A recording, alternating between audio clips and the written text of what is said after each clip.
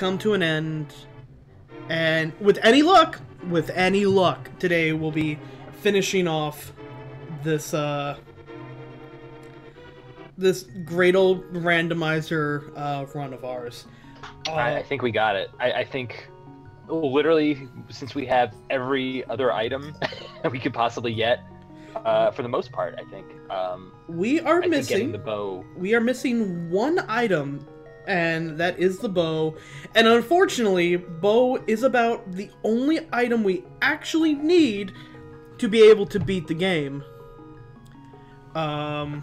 Just because, well, actually, no, if we can get the golden sword, you don't need it to kill, you don't need the bow and arrow to kill Ganon. You can just hit him with the sword a whole lot. But, okay. I am going to do all of us a favor. Well, first thing I'm going to do is check what we have here. And I think I might actually be... Yeah, okay. So, yeah, the only thing we're missing are a couple of bottles and, the bow and arrow, but, well, first thing I'm going to do, I don't know if you ever knew about this, but if you, oh, did they take, or am I thinking of this tree? Yeah, okay, I was thinking of that tree. That tree always has a fairy in it. It's a guaranteed. Oh, get out of here. That's amazing. Had no idea. But I did us, all of us kind of a favor, and I watched a little bit of the old videos, to basically look for treasure chests I may have missed. Oh, and okay. I realized there actually was one in the very first temple that I completely missed. Oh, really? Yeah, right, because so what do you want? I never go for that. What do you want to bet that has the bow? I am, at this point, nearly positive. Simply because there is literally nowhere else. Like, the bow has to be somewhere on the Light World. And I think we've checked every Light World treasure chest that isn't gate-kept behind the bow. Now, I know it's a guaranteed that the Light World items are going to be in the Light World, meaning that the Moon Pearl is going to be in the Light World. The Bugcatcher's Net is going to be in the Light World. Right. But there is no guarantee that it's just not, you know, hidden behind one of the rooms with the one of the rooms that the bow itself is actually guarding. It might be, but one thing I have never ever needed to pick up in Eastern Palace was the map, which we did get from a random. We did get that from a random chest. Aha, yeah, that's right. I remember we got a map, like, I think we got, did we get, like, 2 maps in one dungeon once, or something? No, it wasn't a dungeon, but... Yeah, for the most part, I've actually also noticed that, a lot of the items that you get in a dungeon will still be in that dungeon, just in a different location. Oh, Hence why we got the hook shot early.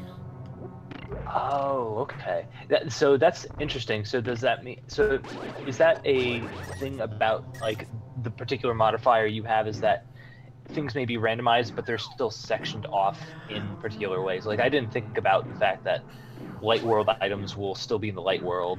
Yeah, well, again, that's because... Also, hey, RJ. Nice to have you in our stream, buddy. Hey.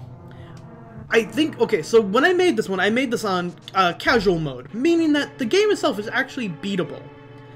That's the one that guarantees you things like the, oh, by the way, for people who haven't seen this yet, we're playing Link to the Past Randomizer, which means that basically any item that Link can pick up and hold over his head with the fanfare music has been swapped around in different treasure chests. Oh, nice. Well, the VODs are up, but basically the long and short of it is we've been doing pretty dang good with the exception of the bow and arrow, and we went through this palace, at least as far as we could get, because you do need the bow and arrow at some point. Now, normally, if you go into this room here, it'll take you through the part that gives you the compass, it gives you the big key, and it pops you out right here by the big chest. But no one ever goes right here. Huh. because right here is how you get the map. Oh, And I see. who the fuck ever needs, like, it's not even like coming this way will take you back towards where, like, the big key in the treasure chest is. Oh, we have the full... Especially... We have the full upgrades to the bomb and yep. Oh my god. It was hidden there Shit. in plain sight the whole time. I never come this way in a normal playthrough. Why the fuck would I? Why would I ever possibly need the map for that room? Of course. Especially if you know the Eastern Palace like the back of your hand. It's like, you know, yeah, why bother? At least the other way, I still have to get the big key every way. I still have to get the big key. I still have to get. I can skip the compass, but you know, you need the big key, and you need to be by the treasure chest. Like. By the way, I just want to. Oh, go ahead. Oh, sorry. Yeah. No, go ahead. I was gonna say, shouts out to Right Grammar who just said something. Right Grammar is a Smash player I play with. Oh, nice. And he is the best Bowser Jr. I've ever seen. Oh. He's a monster. Any Right, special props to you. Any special skin or just good old boy? He's just a good old boy. Yeah, actually, I don't think I've ever seen him use any of the Koopa Remains before. Maybe once or twice, but primarily he just uses the regular Bowser Jr. skin. But yeah, he's a monster. You're a monster. Like, G. Yeah, I've seen some of the. I want to at some point go and actually like watch a match live, because you know we're both not that far. Like, you live right fucking there, but it's not that far from like my neck of the woods. Yeah, no, dude, come on by, check it out. I mean, like on Mondays and Fridays, there's either, you know, just a. Sometimes there'll be a tourney. Most Fridays are usually when things get busy. Mm-hmm.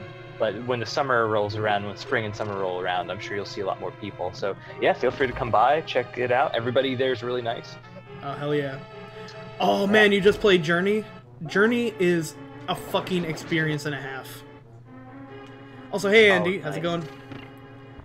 Hey Andy. I did a little bit of a Journey. Basically, I did an LP of Flower, and I did one episode where I kind of just tackled all of that game company's games in one shot. So like I basically replayed about 5 minutes of Journey just to capture some footage, and man, I forgot how just awe-inspiringly beautiful that game is. I still remember the lighting in that game being really good, especially when you're skating down the like sort of sand slide. Yep. That scene will always stick in my mind. I mean, Flower is still my favorite of that game company's games, but yeah, Journey. I think that. Yeah. I mean, Flower was a game I loved enough to go and actually like LP it. Oh, you did? I had no idea you LP Flower. That's cool. Yeah, I did a subtitled one of that. Oop.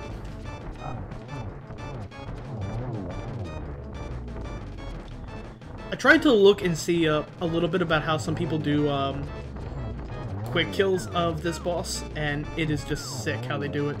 We don't have to worry about that, because we have, like, 70 goddamn arrows.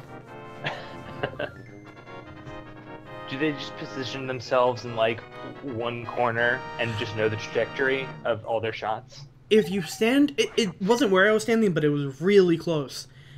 If you stand, like, right there and kind of just trust that your shots are going to land, you can basically land... You could kill the final one before he even turns red. Oh, wow. Holy shit. It's sick.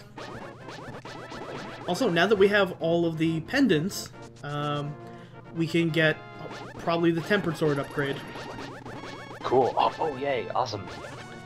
Also, we can tell what fucking, we can tell what, pendants we get, I'm sorry, what crystals we have, because, RJ, and for people who haven't seen it before, not only does this game randomize what items you get, it also randomizes what pendants you get.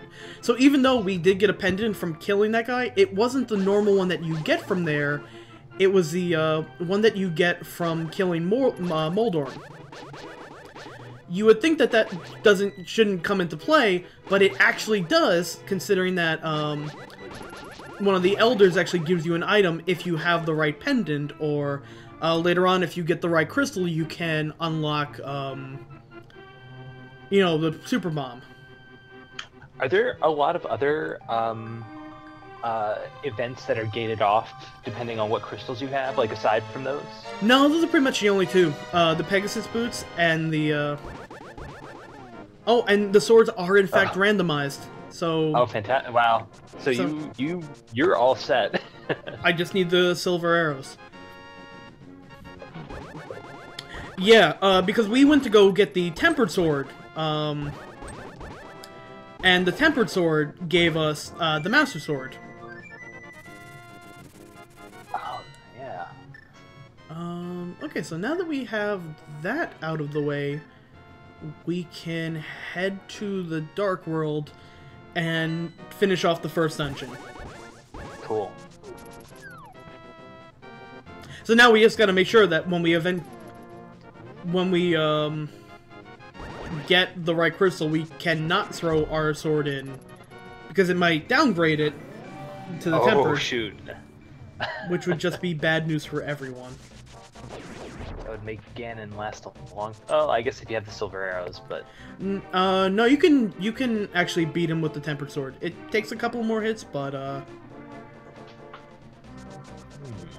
yeah, that's what I thought too. I would have thought that it would have been, you know, you hit an upgrade point and you get that upgraded weapon. I thought we would have had to go to the end, but so as I was saying, we're playing on what's called casual randomizer mode, which basically is a code word for beatable. It's beatable random mode. It's definitely like, if it's your first time doing a randomizer, you can actually complete this. We had a couple of nail-biting moments, but we were still able to beat it. And basically what it means to be beatable and casual is, so the items that you get are, like, there are certain items that if you don't get it, the game's not beatable. Moon Pearl being, like, one of the big ones. If you don't get the Moon Pearl, oh, we're gonna try and go for 100%, like, at this point, bottles and pieces of heart are like the only thing really left for us to get. Yeah, because I think, let's see, obviously we have all the items, but I don't, I think it's just heart and bottles. But as I was saying, when you play on casual mode, it does a lot of things to kind of help you out, meaning that when you, a couple of the items that you actually need to be able to beat the game, like the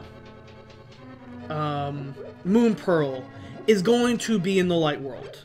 It may be in a hard-to-reach place, but it's like, because if you gate the Moon Pearl behind, like, in a treasure chest here, there's physically no way for Link to get it. Right. So it's sort of like the game is at that point just completely unbeatable. No matter what you do, it's unbeatable. So they'll do things like they'll gate off. They'll keep the 3 treasures of the Light World: the Moon Pearl, the bow, and the Oh, thank you, Right Grammar, for the follow. Oh, thanks, Reggie.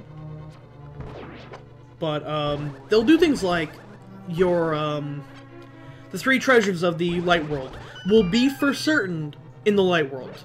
So you can get the bow and arrow, you can get the Moon Pearl, and you can get the Power Glove. Also, things like the key of a dungeon will be in that dungeon. Ah, okay. Alright, so it's okay, interesting. So, like, the next level up of randomizing, like on, I'm assuming, how many different levels of randomization were there? So, I think there's difficulty levels that it presets. This one was a 7. Okay. Meaning that for a casual mode, it's still pretty damn tough, which is kind of why we had such a hard time with getting the Moon Pearl. Right. But it was still technically possible. We just had to be a little creative about how we got it.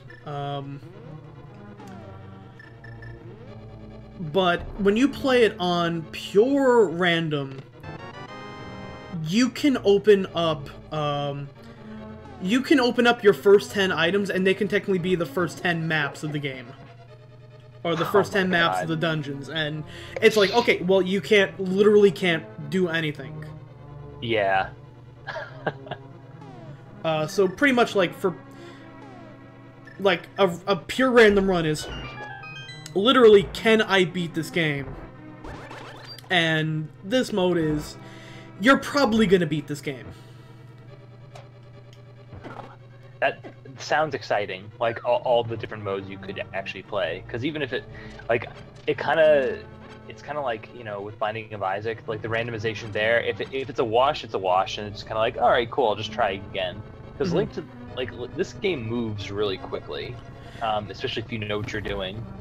Yeah, and also just it's a testament to this game of you can beat it. The fact that you can beat it, even with like the first multiple worlds of the game's treasures being just completely fucked. Yeah. It almost feels like they anticipated this. Huh. Also, uno momento, it looks like we're having a little bit of frame rate and latency issues. Okay. Do you want to restart? Yes, I'm gonna go actually completely reset my modem. Oh, okay. All right then. So we'll just hey. Okay. Hey, Giant Shell, Super Slime.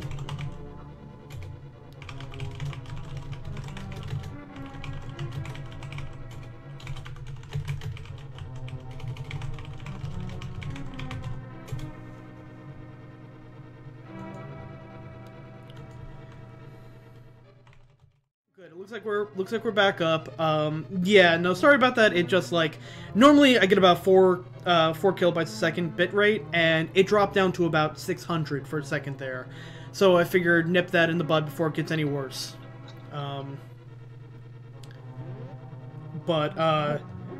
Yeah. Okay. I'm glad you were able to take care of chat for the. Oh, yeah. No problem. So interesting. So Strong Bad Man. I've never heard people talk about how Link to the Past feels kind of obtuse to you, which is interesting. Like, there's absolutely nothing wrong with that. I'm curious what is confusing about it for you, or something. Well, it's in terms of like it being an open worldy game. It is the most open. It's true, yeah. Like next to the first Zelda, I agree, because it doesn't really, aside from a few like directions that some NPCs tell you, yeah, you kind of are on your own. I mean, you're pretty much left to explore the overworld with your sword, and eventually, you know, getting the 3 main items there. Ah, okay. Yeah, that's true, yeah. So we could go on ahead and try to beat the game, or try and beat this dungeon, but I know there are so many treasure chests here, and I want all of them. Of course. Yeah, we're gonna make a Link the best Link we can have him. You know what's really weird? I really wish that in Smash Brothers, some of his, I wish that one of his alternate costumes was actually his color palette from Link to the Past. Like, something about that pink hair, man. It's just like, I just think it's cool, yeah, and like it makes pink hair Link is awesome. Like, it's a color that stands out really well against like Link's green tunic. Yeah, exactly.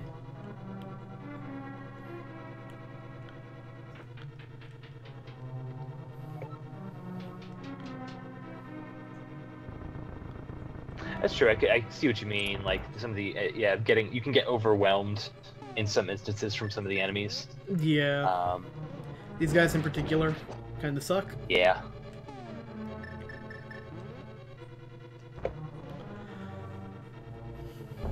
How many times have you played? Oh yeah. Oh, I played this at least like 30 somewhat times, and I still have never gotten that fucking I've never gotten the map in any run of this game apparently. Really? That's why I just plain forgot about its existence. How many times have you played Twilight Princess, Tom? Completely? None. Yeah. I've actually never beaten it myself. Fry played my copy. And then Vinny played, like, I started one file, Fry played through all of it, then I started a second file, and Vinny played through all of it. Oh, wow, okay. So, I myself... case with, like, FF12, or wasn't there another game? Oh, that was definitely FF12. That was 12, yeah. I actually came to the realization that I myself have not, like, the only Zelda game I had actually beaten myself in the past couple of, like, since Wind Waker was Link Between Worlds. Oh yeah, and that game, oh my gosh! If none of you have played Link, well, I mean, honestly, you could play this first, but Link Between Worlds is a wonderful, wonderful thing. I can't believe they did that and it worked. I actually think that the reason why Breath of the Wild owes a lot of its success to Link Between Worlds, because that was like the first time in a while that they were kind of just like, here's a Zelda, have fun and go. It was more open than any other Zelda at that time. Totally. Like I love Wind Waker, but I can also see how some people might not like it. Oh yeah, especially that last part when you're hunting for a particular thing. It's kind of like, oh man, this is taking forever.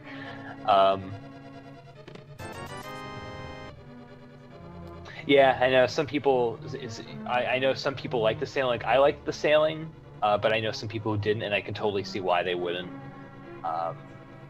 But actually, what was I going to ask?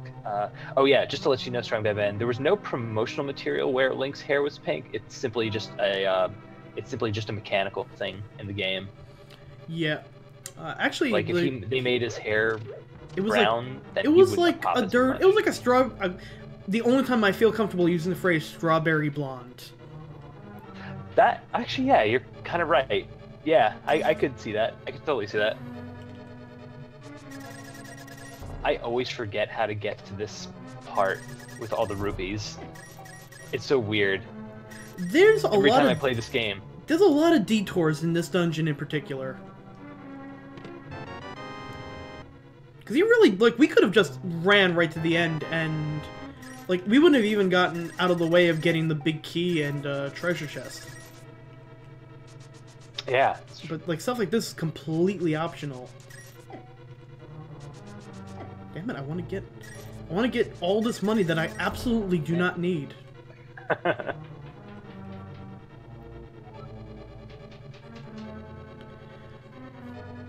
don't know, Wind Waker I love because I'm just a sucker for cel shaded. Yeah, and also I think its style will always. I was hearing this guy talk about how he thought Breath of the Wild did not look good compared to other games on like current gen consoles, and I'm like, okay, yeah, whatever. It's like an aesthetic sense, but I keep thinking like, but like games like Wind Waker and Breath of the Wild have like a style that will stay fresh forever. Like the stuff that looks really good on consoles nowadays, people are gonna say that looks like shit in 5 years. Yeah. I mean, the fact Skyrim needed an HD edition 5 years after the game came out, like, which is stupid.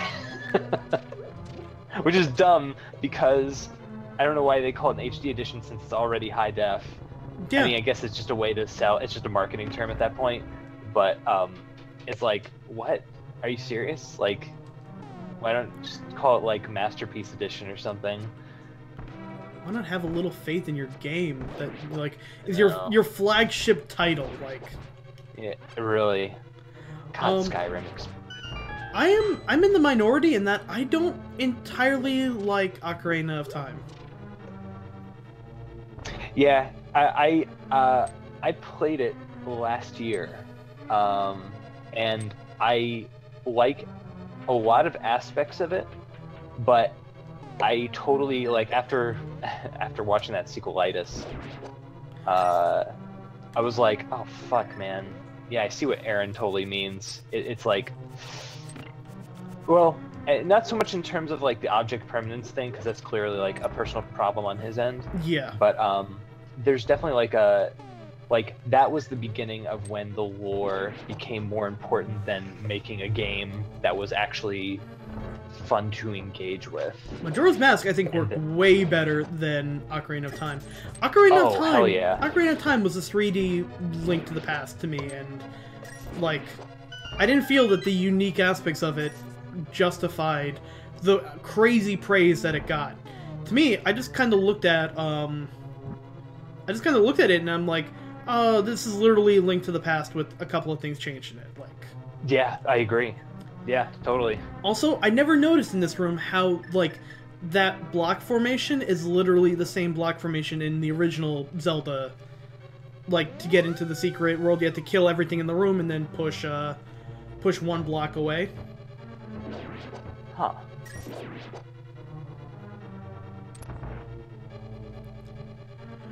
Majora's Mask managed to have so much more while having so much less, because, like, the main reason I think why I didn't like, I wasn't as crazy about Ocarina of Time, was because this game had, like, the original Zelda and Zelda 2 and Link to the Past all had, like, the original Zelda had 9 dungeons. This has, like, fucking 12. Yeah. It feels like a denser game, but also uses its space very well. Like that was kind of the problem with Ocarina of Time, was that there was so much wasted space. Like that open field, while I guess impressive from a technical standpoint, like is not a thing that ages well with time. It's kind of like, yeah, okay, awesome. What else? Well, Majora's Mask circumvented that kind of. I mean, it had a field, but it was it was like a ring around a town, and there was kind of always a very quick way to get to where you needed to go.